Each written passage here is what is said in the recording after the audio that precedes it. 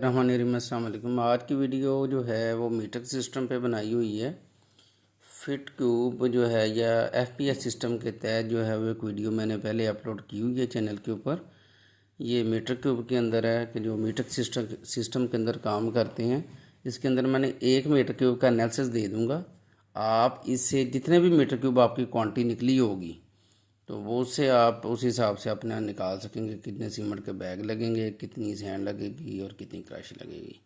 इसके अंदर जो आपने याद रखनी है बात वो ये वाली है कि एक सीमेंट के बैग का जो हुजम होता है या वॉल्यूम होता है, हुजम वॉल्यूम वो 0.0347 मीटर क्यूब होता है। ठीक है, ये मैंने लिख भी दिया है, ये आपने बात याद रखनी है।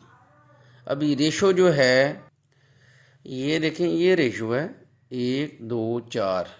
इसमें अब आपने अक्सर सुना होगा 1, 2, 4 का जी जो है वो हम लोग माल डाल रहे हैं या कंक्रीट डाल रही हैं। इसमें एक क्या चीज़ है, सीमेंट है।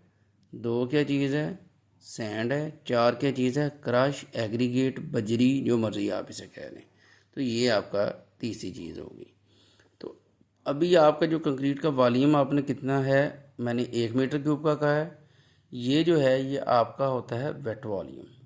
वेट वॉल्यूम क्या मुराद है कि जब आपकी छत डल जाती है तो वो गीली हालत के अंदर डल रही होती है, तो उसमें क्योंकि आप ड्राई हालत में तो ना डालते कि भी आप सीमेंट बजरी रेत डाल के उसके ऊपर पानी का छिड़काव कर रहे हैं और बना रहे हैं। आप क्या करते हैं कि आप उसमें पानी डाल के, आप उसमें जो है वो पानी डाल के उसका मिक्सचर बना के फिर आप ले करते हैं। तो ये है 1 मीटर क्यूब जो आपका निकला हुआ है, ये आपका वेट हालत के अंदर है। ये जो हम इसको सबसे पहले जो हम करेंगे वो हम करेंगे ड्राई फार्म में। तो ड्राई फार्म में करने के लिए आपने ये बात याद रखनी है कि ये जो फैक्टर होता है वो होता है 1.54 कंक्रीट के लिए। कंक्रीट के लिए, मसाले के लिए नहीं।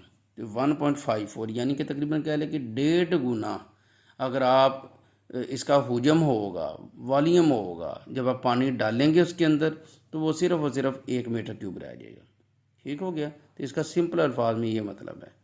तो अभी आपने क्या करना है, ये देखें, सॉरी ये था 1.54। ठीक हो गया नहीं, ये वाला। तो ये जो है आपका 1.54 मीटर क्यूब आपका जो है वो ड्राई हालत के अंदर वॉल्यूम बनेगा। ये आपने बात याद रखनी है। अभी जब आप सीमेंट कैलकुलेशन करेंगे तो सीमेंट के लिए क्या फार्मूला है, सबसे पहले जो सीमेंट की रेशो है, तो सीमेंट की रेशो मेरे पास क्या है, 1 है। तो सबसे पहले आ गया 1 सीमेंट की रेशो डिवाइडेड बाय सीमेंट जमा रेत जमा क्रश। तो इनको सबको जमा कर लेना आपने। ठीक हो गया। ज़रब क्या करना है, ज़रब आपका जो ड्राई वॉल्यूम निकला है, यहाँ पे जो भी आपका वॉल्यूम निकला है, यहाँ पे मैंने 1 मीटर क्यूब के लिए कर रहा हूँ तो मेरे पास 1.54 है। तो आपका जितना भी वॉल्यूम होगा आपने यहाँ पे वो रख लेना है। तो आपके पास इतने मीटर क्यूब जो है वो सीमेंट आपका इतने मीटर क्यूब लगेगा। 101 इसका सिंपल अल्फाज में मतलब क्या है कि 1.54 में जो है वॉल्यूम 0.44 जो होगा वो आपका सीमेंट लगेगा। ठीक है जी। अभी अब सीमेंट के बैग का ये मैंने आपको बताया था कि हुजम कितना होता है, 0.0347 मीटर क्यूब। तो आप इसको 0.0347 पे आप डिवाइड करोगे तो आपके पास तकरीबन कह लें 6.34 या 6.50 सीमेंट के बैग निकल आएंगे। ये बात आपने याद रखनी। अभी आ रही आप सैंड का निकालने वाला, सेम वही फार्मूला कि सैंड की रेशो कितनी है आपकी, 2। यहाँ पे आपकी 1, 1, 2 बना रहे हैं तो यहाँ पे 1 आ जाएगा। जो भी आपकी रेशो सैंड की होगी, 2 तकसीम सीमेंट जमा रेत जमा क्रश और ज़रब उसका वॉल्यूम। कितना वॉल्यूम है हमारा, 1.54। तो उसमें से कितना आ जाएगा, 0.44 मीटर क्यूब जो है वो आपकी सैंड लगेगी।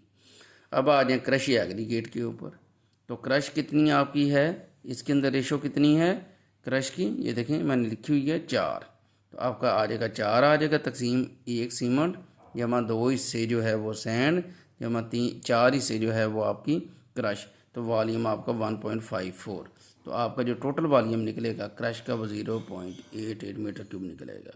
अभी मैं आपको एक रूल ऑफ थंब दूंगा जिसे आप चेक कर सकते हैं कि आपकी कैलकुलेशन ठीक है या गलत है। तो ये देखें, आप क्या करेंगे, 0.22 जमा 0.44 जमा 0.88, इन तीनों को आपने जमा कर लेना है।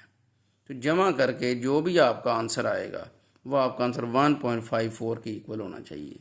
तो ये आप अगर आप जमा करेंगे तो ये भी 1.54 आएगा।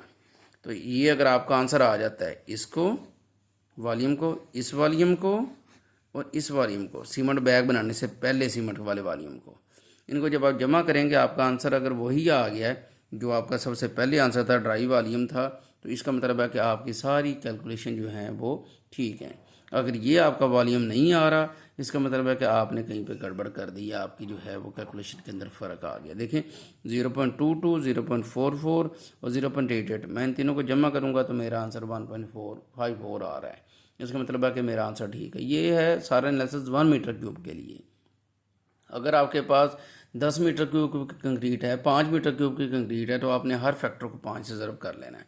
यानी कि 6.5 बैग निकले, हमें इसको 5 से ज़रब कर लेना है। अगर रेशो 1:2:4 है, ये बात आपने याद रखनी है। अगर रेशो 1:2:4 है, अगर आपकी 1:2:4 है और आपकी 5 मीटर क्यूब है, 6.5 को 5 से ज़रब कर लेनी है, 0.44 को 5 से ज़रब कर लेनी है, 0.88 को 5 से ज़रब कर लेनी है। ठीक हो गया, ये सिंपल था, मैंने आपको बता दिया। Thank you.